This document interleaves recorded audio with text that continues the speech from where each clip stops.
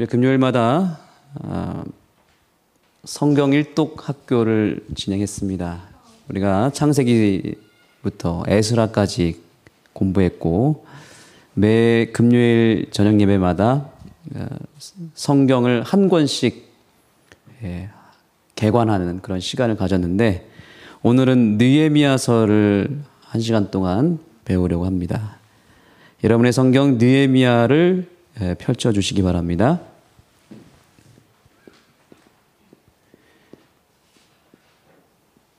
느헤미야는 누가 썼을까요? 느헤미야는 느헤미야가 쓰지 않고 에스라가 썼습니다. 원래는 에스라와 느헤미야가 한 권이었어요. 근데 이거를 나중에 학자들이 나눴습니다. 그래서 에스라서와 느헤미야서. 그러나 이거를 쓴 사람은 누구라고요? 에스라가 썼습니다.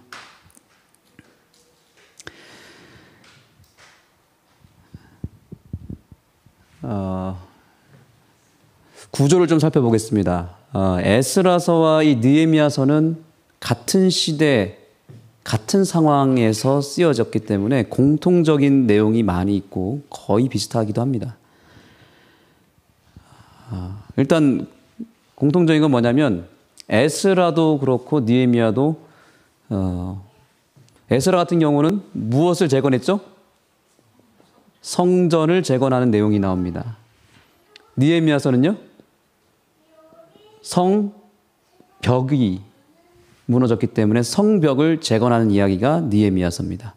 그래서 오늘 설교의 제목은 무너진 성벽을 재건하라입니다. 무너진 성벽을 재건하라. 이것이 느헤미야서의 주제이기도 합니다.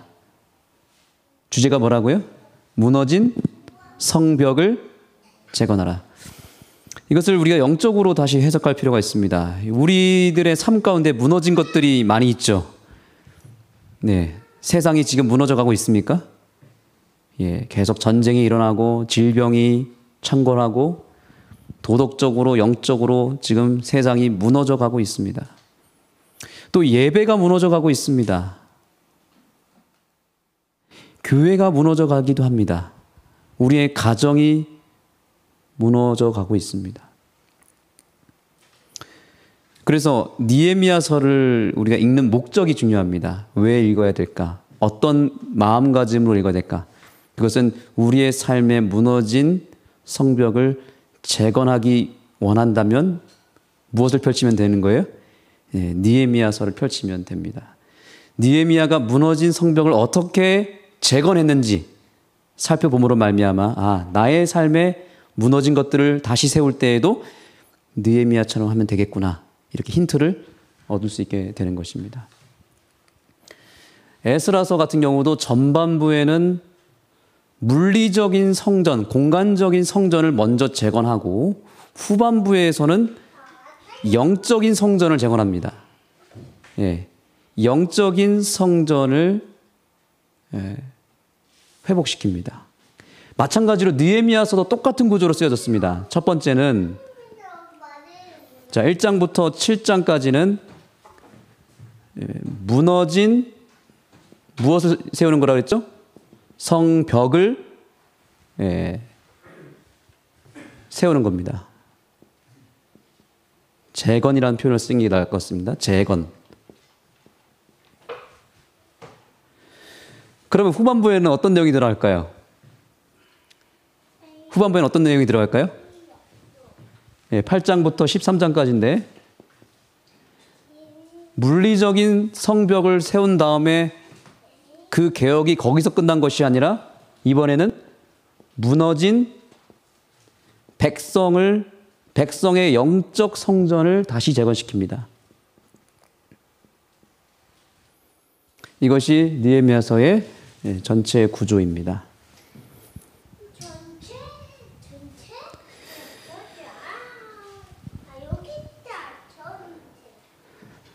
시대적 배경을 좀 살펴보겠습니다. 느헤미야서는 느헤미야와 에스라는 같은 동시대 사람이었고 바로 초림, 예수님의 초림 직전의 시대에 살았습니다. 직전 마지막 시대. 예수님의 초림 직전 마지막 때에 살았던 선지자가 에스라, 니에미야. 한 명이 더 있습니다. 혹시 아시겠습니까? 마지막 선지자 누구죠? 구약의 마지막 선지자? 예? 마지막 책이 어떻게 되죠? 예, 맞습니다. 말라기. 예. 가 여기에 요 세 인물이 같은 시대의 사람들입니다. 예. 지금 역사서의 마지막 부분을 보잖아요. 선지서의 마지막 책이 말라기잖아요. 동시대 사람들입니다. 그러니까 초림 직전의 마지막 시대에 이 세 선지자가 무엇을 한 거예요? 마지막에 성전과 성벽을 무너진 것을 다시 회복하는 일을 했는데 이것은 오늘날 누구에게도 해당할 거예요. 우리는 무엇을 기다리고 있죠? 예수님의 재림을 기다리고 있고 그 재림 직전 마지막 시대를 살아가고 있는 우리들의 이 시대 배경과 동일하다는 사실입니다. 그러니까 느헤미야의 사명과 느헤미야의 신앙은 누구와 일치되는 겁니까? 오늘 예수님의 재림 기다리면서 바로 직전 마지막 시대를 살아가는 우리들의 사명과 동일한 것입니다.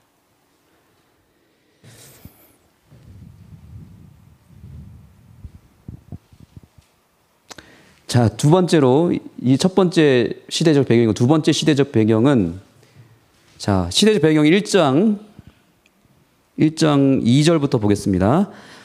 아닥사스다 왕 제20년 기스를 월에 내가 수상궁에 있더니 나의 한 형제 중에 하나니가 두어 사람과 함께 유다에서 이르렀기로 내가 그 사로잡힘을 면하고 남아있는 유다 사람과 예루살렘 형편을 물은즉 3절입니다. 이제 3절 다 같이 읽어보겠습니다. 저희가 시작. 저희가 내게 이르되 사로잡힘을 면하고 남은 자가 그 도에 큰 환난을 만나고 능욕을 받으며 예루살렘 성은 회파되고 성문들은 소화되었다 하는지라. 지금 에스라를 통해서 성전을 지었지만 여전히 성전이 공격을 받고 있습니까? 회파를 당하고 있습니까? 그렇죠? 왜 그렇습니까? 무엇이 없어서 그렇죠? 성전은 있지만 성전을 지켜주는 뭐가 없는 거예요? 예, 성벽이 지금 무너졌기 때문에 성전이 공격을 당하고 있는 것입니다. 그래서 이 느헤미야서의 시대적 배경의 가장 중요한 포인트는 뭐냐면 무엇이 없는 시대다?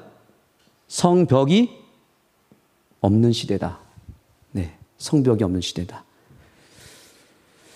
그렇다면 우리는 이 성벽이 무엇인지를 또 알아야 됩니다. 성벽은 무엇을 의미할까요? 자, 성벽에 크게 세 가지 의미가 있습니다. 첫째는 성벽은 이스라엘 백성을 구원해 주는 역할을 했습니다. 외세의 공격과 적의 침략으로부터 막아주는 역할을 했습니다. 두 번째는 영향력이 있었습니다. 성전의 규모를, 그 나라의 규모를 알기 위해서는 그 성벽이 얼마나 컸는지를 보면 그 성의 사이즈가 나옵니다. 여리고 성이 얼마나 컸는지 사실은 그 성벽이 두 겹으로 둘러 있었기 때문에 이스라엘 백성들이 그 앞에서 좌절할 수밖에 없었습니다. 왜냐하면 성벽이 어마무시하게 컸거든요. 네. 그래서 성전은 무엇을 상징한다? 성벽은 영향력을 상징한다. 세 번째, 성벽은 이스라엘 백성들을 외부의 적들과 구별시켜주는 역할을 했습니다. 그런데 이것이 없기 때문에 이스라엘 백성들은 멸망 직전에 이르렀고 영향력이 없었고 힘이 없었고 구별되지도 못했습니다. 이방 나라 백성들과 통혼을 하기 시작했습니다. 그래서 성벽이 없는 것은 단순히 성벽이 없는 것이 아니라 그들의 영적인 위기가 찾아왔다는 증거가 되는 것입니다. 저희도 마찬가지인가요?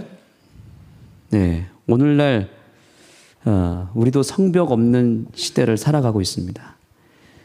지금 느헤미야서에 나타난 이 시대적 배경을 그냥 그때 당시에 있었던 일이구나 이렇게 생각하시면 안 되고, 이것은 거울이 되어서 오늘날 재림 직전의 마지막 시대를 살아가는 우리들의 모습을 그대로 보여주고 있다고 보면 됩니다. 자, 그렇다면 느헤미야 시대 때 이스라엘 백성들의 상태가 어땠는지 보겠습니다. 13장으로 가보겠습니다. 느헤미야가 성벽을 짓고 나서 거기서 끝난 게 아니라 왜 다시 무너진 이스라엘 백성들의 영적인 성전을 재건할 수밖에 없었는가? 그 상태가 13장에 나오는데, 13장 12절, 이에 온 유다가 곡식과 새 포도주와 기름의 11조를 가져다가 곡간에 드림으로 내가 제사장 셀레마와 서기관 사독과 레위 사람 부다야로 고지기를 삼고 mat단야의 손자 삭굴의 아들 하나난으로 버금을 삼았나니 이는 저희가 충직한 자로 인정됨이라. 그 직분은 형제들에게 분배하는 일이었느니라. 10절을 또 보시겠습니다. 10절.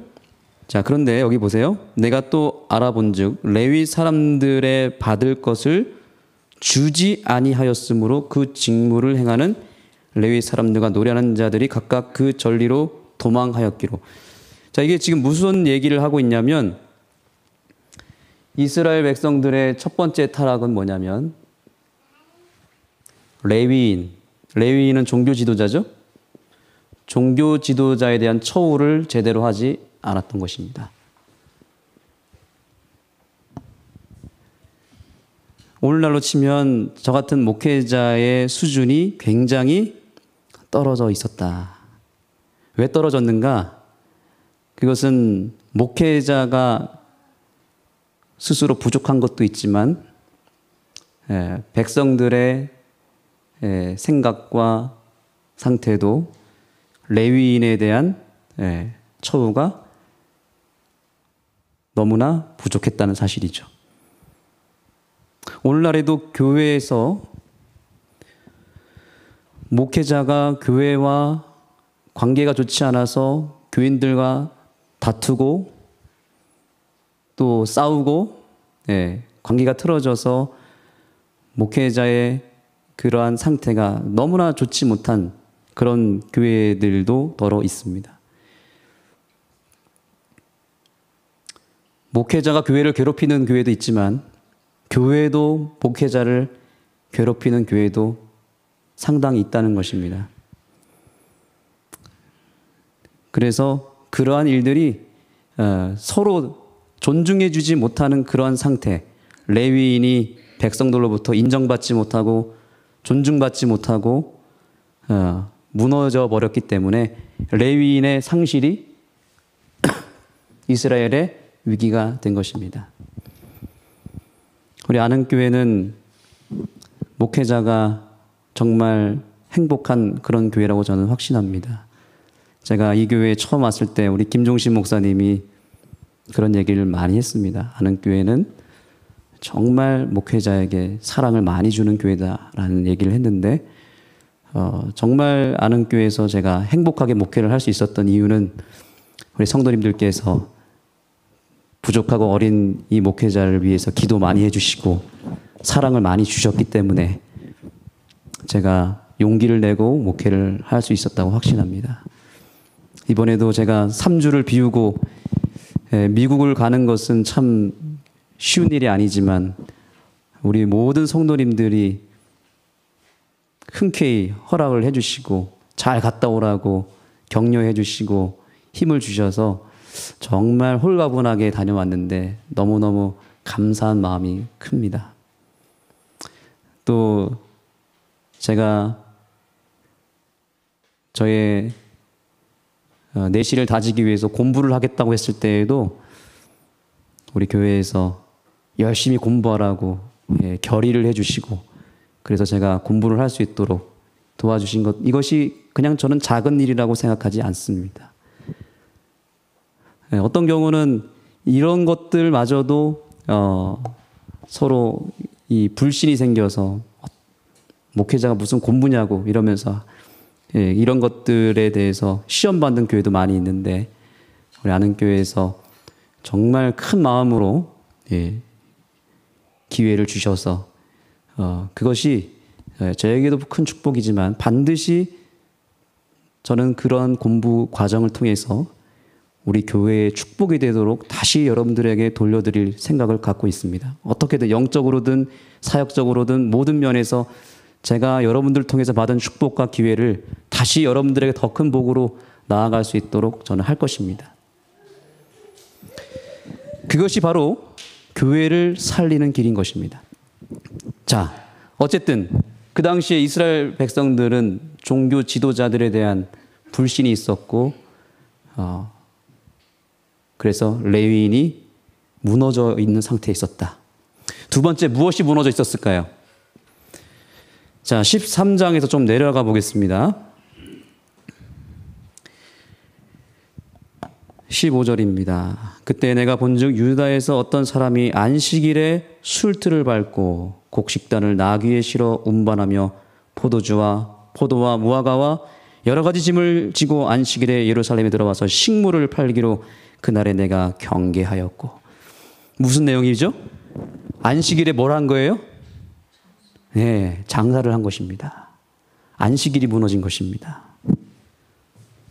안식일에 백성들이 타락하고 자기 일을 하고 자기 이익을 취하고 물건을 매매하는 안식일을 범하는 일을 한 것입니다. 안식일이 무너진 것입니다. 하나님의 백성들이 무너질 때 가장 먼저 무너지는 게 무엇일까요?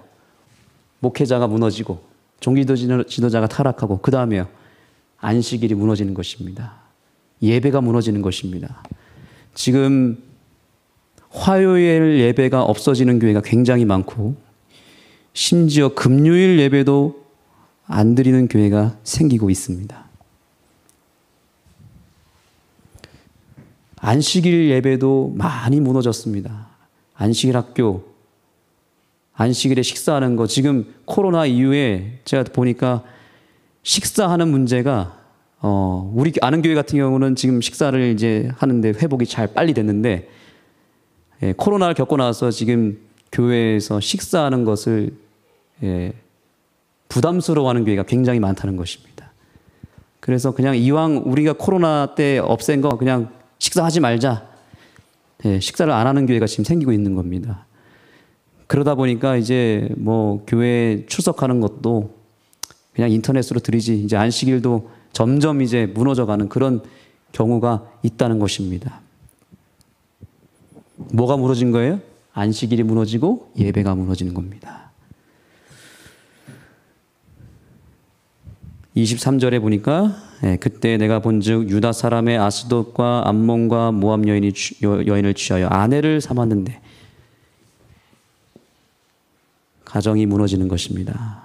그리고 이방 나라 백성과 통혼을 하는 것입니다. 이방 나라 사람과 결혼하는 것은 왜 문제가 될까요? 이방인이 죄인이라서 그럴까요? 아닙니다. 왜 이 당시에는 통혼이 문제가 됐을까요?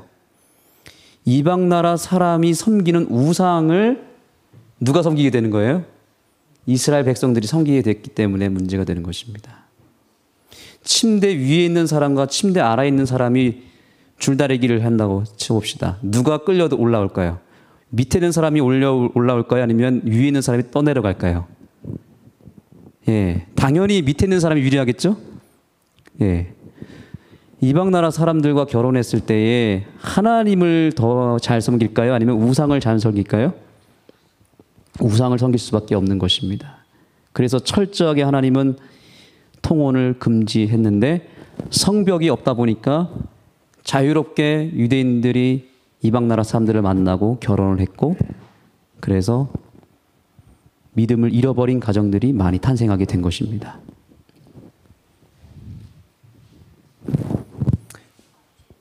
그리고 여기 아까 좀 전에 읽어드렸지만 백성들이 11조 생활이 무너져 버렸습니다. 자, 이런 상황에서 느헤미야가 어떻게 개혁을 이룰 수 있었을까요? 지금 이 느헤미야서에서 가장 중점적으로 보는 것은 성벽 재건이 아닌 것입니다. 느헤미야서의 주제는 무너진 백성의 영적인 상태를 재건하는 것이었습니다. 그래서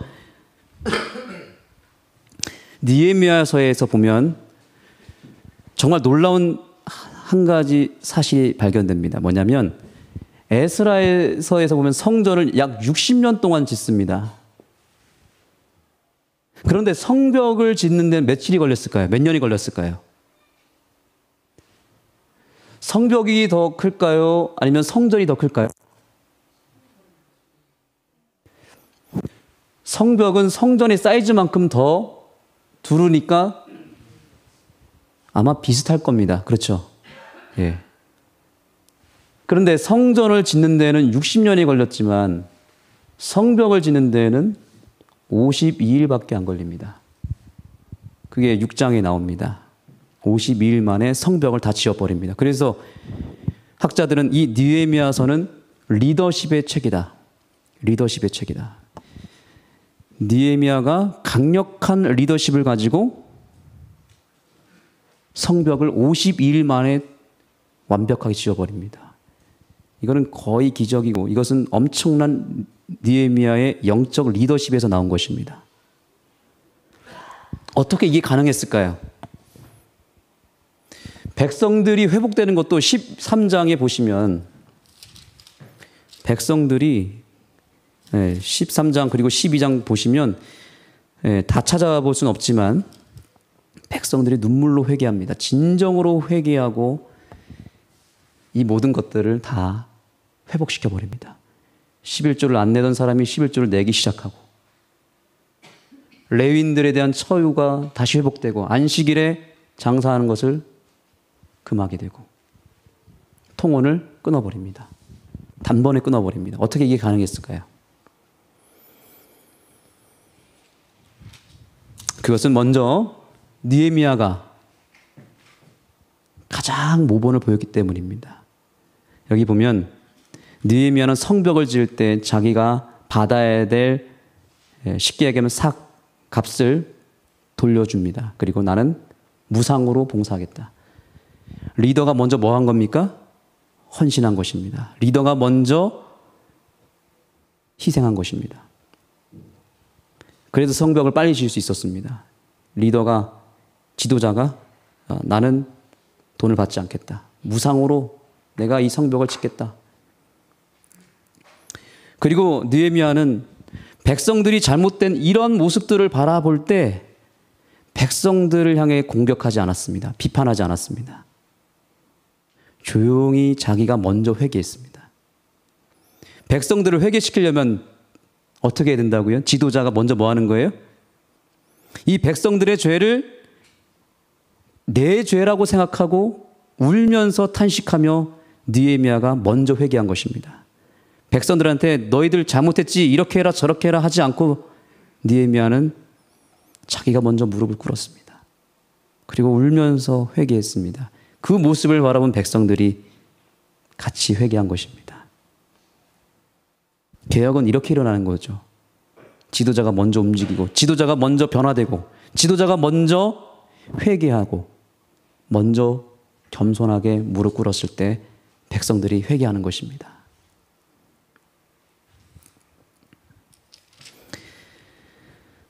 그러나 그럼에도 불구하고 이것보다 더 중요한 비결이 있습니다. 그것은 1장에 이미 그 답은 나옵니다. 1장을 열어주시기 바랍니다. 느헤미야 1장입니다. 느헤미야가 그런 강력한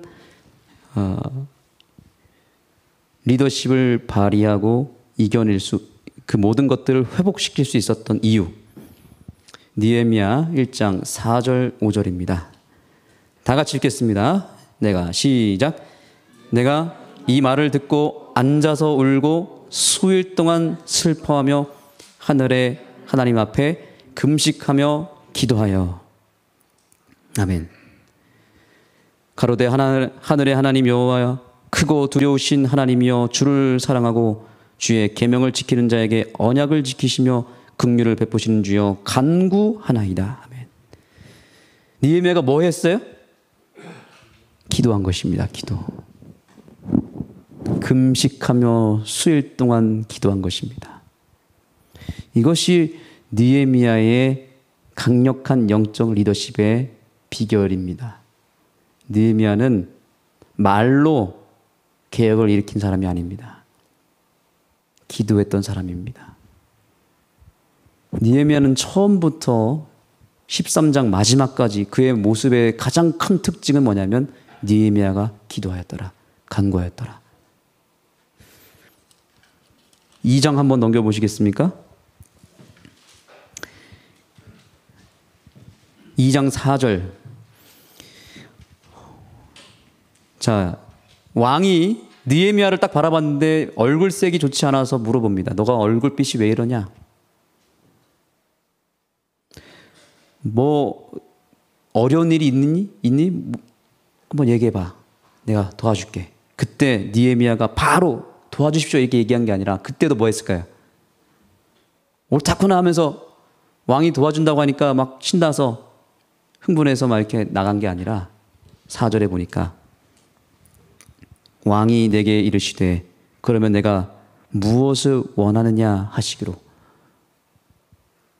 그 다음 뭐 했대요?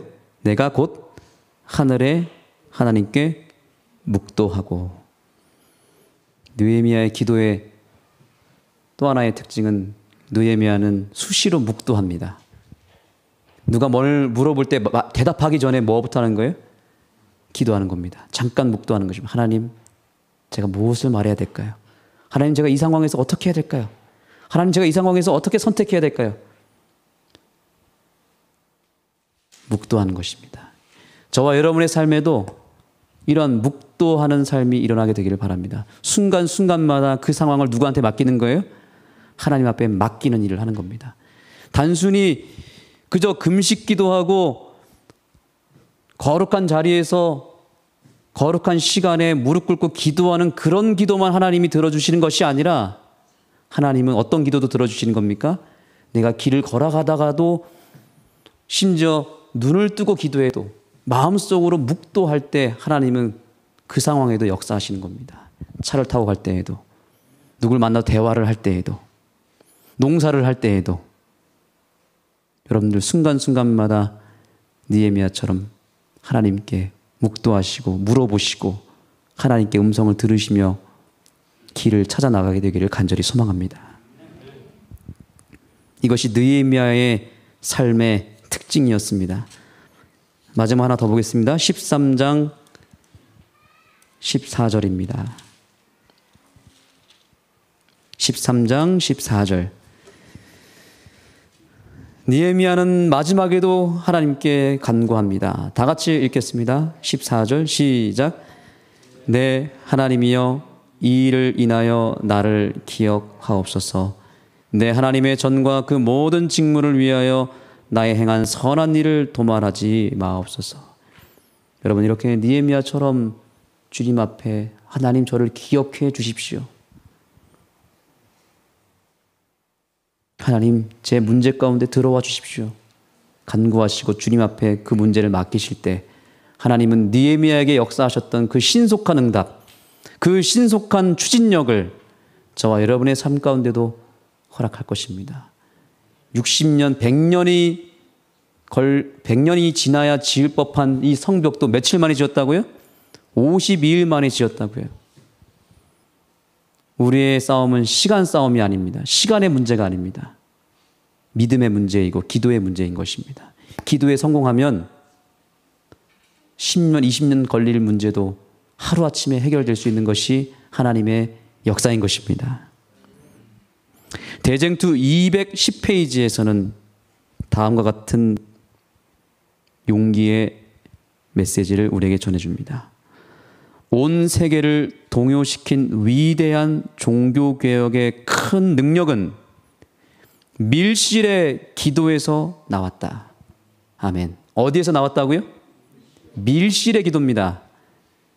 기도회가 아니라 한 개인이 밀실에 들어가서 하나님 앞에 읊조리는 그 기도의 능력이 바로 그 작은 장소가 종교개혁을 일으켰던 그 놀라운 역사의 부흥의 진원지가 되었다는 사실입니다. 밀실은 어떤 곳입니까? 내 자신을 감추는 곳입니다. 아무도 보지 않는 곳입니다. 내가 드러나지 않는 곳입니다. 나 홀로 있는 곳입니다. 아무것도 보이지 않습니다. 조용한 가운데 하나님과 나 자신, 오로지 하나님과 나 자신이 있는 자리입니다. 그런데 바로 그 자리가 부흥을 일으키고 개혁을 이루는 유일한 장소가 된다는 사실입니다. 우리가 이렇게 모여서 교회에서 기도하는 것도 중요하지만 여러분이 있는 그 자리에서, 있는 가정 속에서 밀실로 들어가게 되기를 소망합니다. 우리 교회가 지금 115일차 새벽 기도회를 하고 있습니다. 저는 비록 교회에서 혹은 집에서 이번에 3주 동안 또 미국에서 노트북 앞에 서서 여러분들에게 호소하고 기도하자고 하고 말씀을 틀어드렸지만 저는 확신했습니다. 분명히 우리 안흥교회 성도님들이 밀실에서 간절히 기도하실 것이다. 그렇게 하신 거 맞으시죠? 네, 우리 남은 1년 동안 우리가 정말 해야 될 유일한 종교개혁, 안흥교회 부흥의 그 첫 출발을 우리는 기도의 밀실에서 하게 되기를 소망합니다. 그래서 남은 1년, 이제 전반기가 끝나가고 후반기가 시작됩니다. 밀실로 들어가서 골방에서 우리의 기도를 통해서 이 교회와 우리의 가정과 이 지역을 우리가 회복시키고 무너진 모든 것들을 다시 느헤미야처럼 단시간 내에 보수하고 재건할 수 있는 그런 기적이 저와 여러분의 삶 가운데 일어나게 되기를 간절히 소망하면서 말씀을 마치겠습니다. 기도하시겠습니다. 하나님, 오늘 느헤미야를 통해서 우리의 리더십의 방향이 어디에 있는지 깨닫게 해주셔서 감사합니다. 우리 주변을 돌아볼 때 많은 것들이 지금 무너져 있습니다. 안식일이 무너지고 우리의 신앙이 무너지고 또 예배가 무너지고 교회가 무너지는 그런 세상을 우리가 살아가고 있지만 우리가 기도에 성공한다면, 우리가 밀실에 들어가서 주님을 만날 수만 있다면 느헤미야가 경험한 이 놀라운 부흥과 개혁을 우리가 경험할 수 있음을 믿사오니 여기 고개 숙인 주님의 자녀들이 느헤미야처럼 기도하고 느헤미야처럼 먼저 솔선수범하여 개혁에 앞장설 수 있는 주님의 백성들 되게 해주시고 쓰러져 있는 우리 영혼들 일으켜 세울 수 있는 힘을 허락해 주시고, 그래서 우리 안흥교회 새 성전에 보이지 않는 성벽이 둘러 진칠 수 있도록 도와주셔서 사단의 어떤 공격도 막아낼 수 있는 살아있는 성전이 되게 하여 주시옵소서. 예수님의 이름으로 간절히 기도드립니다.